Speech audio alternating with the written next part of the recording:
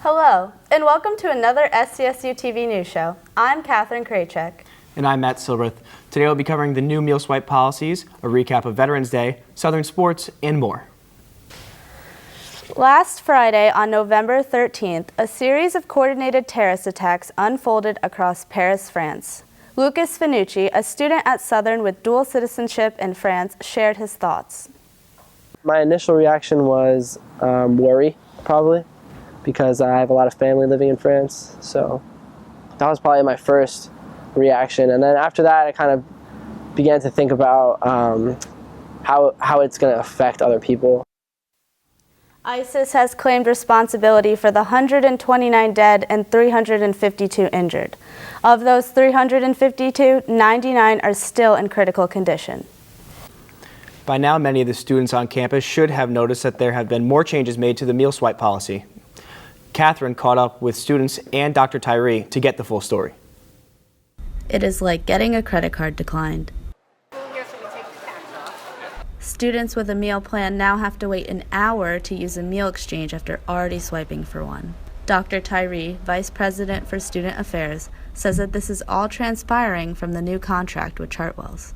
What we have found is that we are bankrupting the meal plan, and students are eating too many meals, are using their meal plan for things other than meals, for a coffee here, for a bag of chips there, more snack-like behavior, and they are sharing their IDs with other students. So it's not only them that are eating, but it's other students eating on their meal plans, and that's not how meal plans were designed to work. Students like Eric Bender would have preferred that this new rule be implemented earlier in the semester. Yeah, I did think it was a little weird that they didn't just do that from the start. If they were going to do that, they probably should have done it from the start, because it was kind of just like, it threw me off a little. Kelly McCombs, a student athlete, was shocked when she was denied more food after her dinner. I got a salad at the student center, and when I was with my salad, we always go get Dunkin'. And when I went to get my Dunkin', they had already made my coffee and they'd already put donuts in the bag. And then when I went to swipe, they told me that it wouldn't go through because I had already swiped once that hour. First, I was really confused because I thought the signs were just to discourage us from doing it twice. And then it happened, and I was like, are you kidding? I was so mad. In light of backlash from the new policy, Dr. Tyree says students should consider purchasing the new unlimited meal plan. It's really right now in response to athletes' request to have access to more frequent dining and more food, but it mirrors our meal plan from 2 years ago. If you would like to purchase the new plan, log on to your My Housing portal and select the Meal Plan tab. If you are having trouble logging into your Blackboard account, that's because the university is taking more security precautions and resetting students' passwords after a certain amount of time. So don't panic. To reset your password yourself without calling the help desk, go to My SCSU, press Forgot Password, type in welcome 1 exclamation point. The W is uppercase and the rest of welcome is lowercase. Winter is coming, and so is ski season. So make sure to attend the Fade to Winter event this Saturday night at 7 in the Lyman Center. There will be a ski film presentation, as well as prizes and giveaways, including a free lift ticket for everyone in attendance. A roar of applause filled the Student Center ballroom on Veterans Day. Our own Janae Thomas was at the celebration that honored those who served.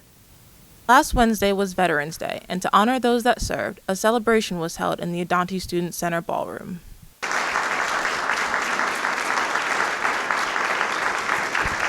Members of the Southern community who served stood as the audience applauded, among them Navy man Pat Duff. I also just want to say that I want to thank all of you for your service, and those of you who gave more than their service, thank you very, very much. The event highlighted the consequences of battle. Mel Morales now has a traumatic brain injury from the Army that impairs his vision. And I want to let everybody know that you're not alone. You suffer from PTSD, from TBI. Always find some common ground. Find somebody that you can ask them how you overcame this, how you doing for this, and you will see that the more you seek for help, we are there waiting for you. Director of Veteran Affairs, Jack Mordente, offers solace to veterans on campus on the bottom level of Engelman. We have a drop-in center, which has computers and microwave, refrigerator, TV, and it's a place for our veterans to come and be with each other and socialize and tell stories and tease each other about the different branches that they've served in. From SCSUTV, I'm Janae Thomas. Now let's send it over to Dan Zumpano for the latest in Southern sports.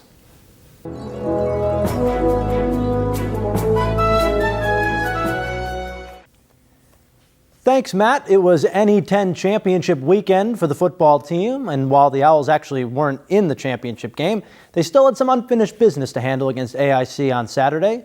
Robert Thomas put the team on his back, rushing for 157 yards and a touchdown as he broke a scoreless tie 5 minutes into the second half. Shortly after AIC tied the game, it was Devontae Jenkins scoring his 15th touchdown of the season. He finishes the year leading all NE10 receivers in touchdowns. The defense held it from there, and the Owls scored a 17-7 victory in their final game of 2015. Now that football's ended, we head right into basketball season here at SCSU, and the men and women's teams both got started off on the right foot, winning on Saturday and Sunday.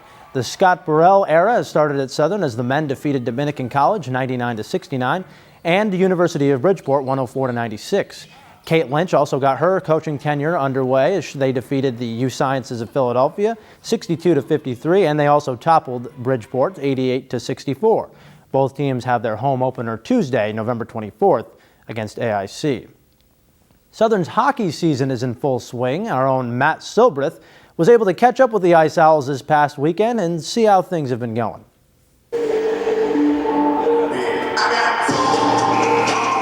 Southern's hockey team is about halfway through the season now, with the fall semester coming to an end. The Ice Owls took on Penn State Brandywine this past Friday at home in Northford Ice Pavilion. From the very start, the Ice Owls were creating offense with stretch passes from the defense, looking to spring one of their many speedy forwards on a breakaway. But Penn State goalie Tim Brown made save after save, totaling 36 on the night, frustrating the Southern offense. The Ice Owls broke the tie towards the end of the first period when Matt Hoff got into the dirty area in front of the net and put home a Nick Johnson rebound.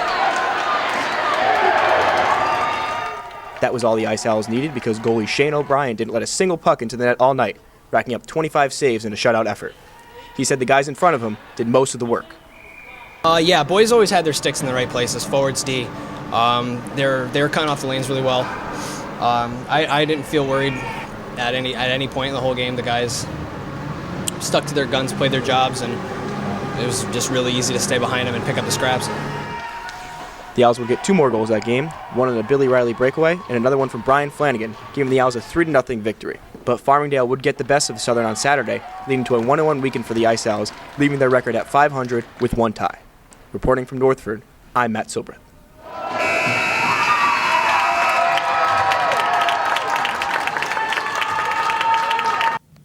The Ice Owls have their annual Empire Classic tournament coming up this weekend, and Matt will be there with the team throughout the weekend capturing everything that is going on. So make sure you stay tuned to SCSU TV for this exclusive inside look at Southern hockey. That's all for sports this week. Let's send it back over to the news desk.